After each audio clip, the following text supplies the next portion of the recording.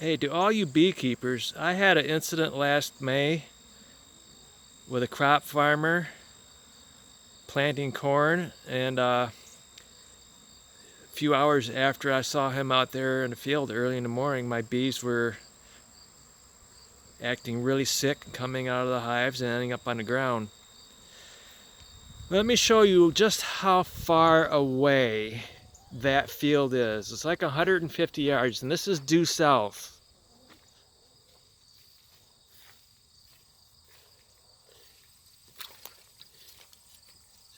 Now you see those trees there? On the other side of those trees, there's some corn. The farmer planted that corn mid-May. This field here is hay, alfalfa, and that usually keeps me safe because that's a different farmer taking care of that field. And an inspector from the state of Michigan rushed right out the next day and took samples, and a month later told me that they had tested positive for neonicotinoids. But yet, I just got a letter last week from the state of Michigan saying the farmer did nothing wrong and it wasn't too windy. And the day he planted, there was a strong wind coming from the south. As if us beekeepers don't have any say as to what happens to our bees. You know, you sit here and you try to protect your bees the best you can, and it doesn't do any good. Our government's corrupt. The chemical companies have lobbyists that influence the government, and us beekeepers don't have any influence in any part of the government, federal, state, or local.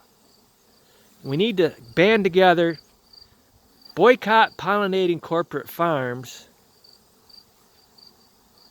and we need, I don't know if we want to get radical, I'll get radical with you. We need to do something because this is ridiculous. I work hard, I bust my ass to take care of my bees, and to have neonicotinoids affect my bees and kill a few of my queens, it's just ridiculous. So anyway, I've been moving my bees, getting them ready for winter. I want them on the south side. And these bees here, they got Russian heritage from foliage Russian bees, and they're downright stupid.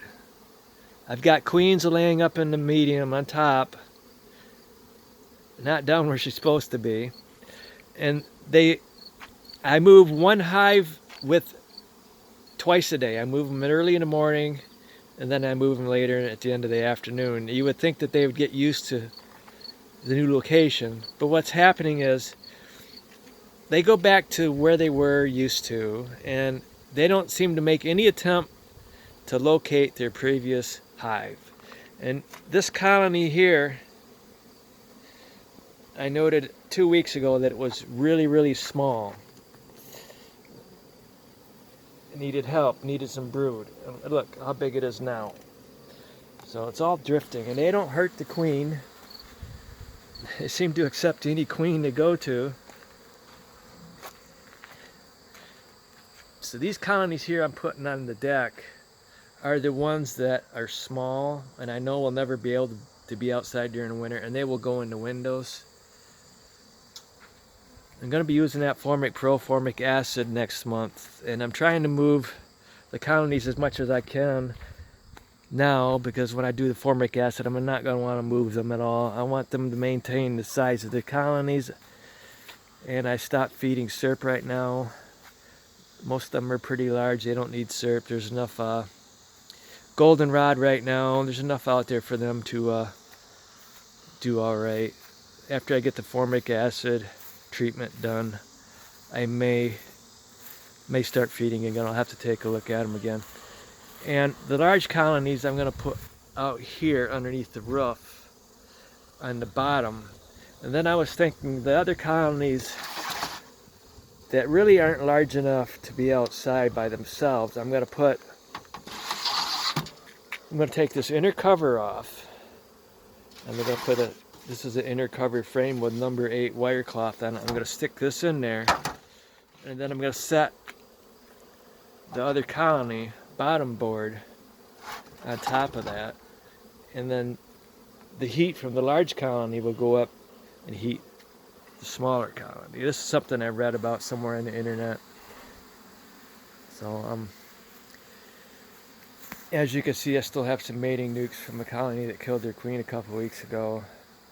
And I'll be having virgin queens coming out here in the next couple days. And we'll see if they make one queen out of 5 here so I can put them all back together.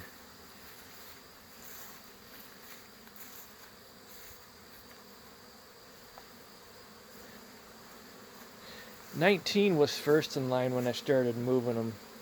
And because they were first in line, they did get some drifting, losing some bees.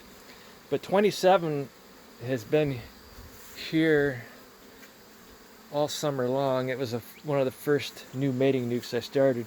And they were actually so large, I checked a few days ago, and they had some queen cells, and they were getting ready to swarm. So I took out those queen cells, and I slid 19 up next to 27. And it took a couple, 2 or 3 days, but half the colony in 27 went into 19.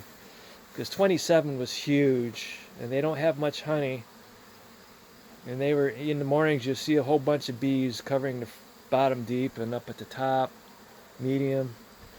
So move a small colony next to a large colony, and you may get some drifting, good drifting, to help that small colony.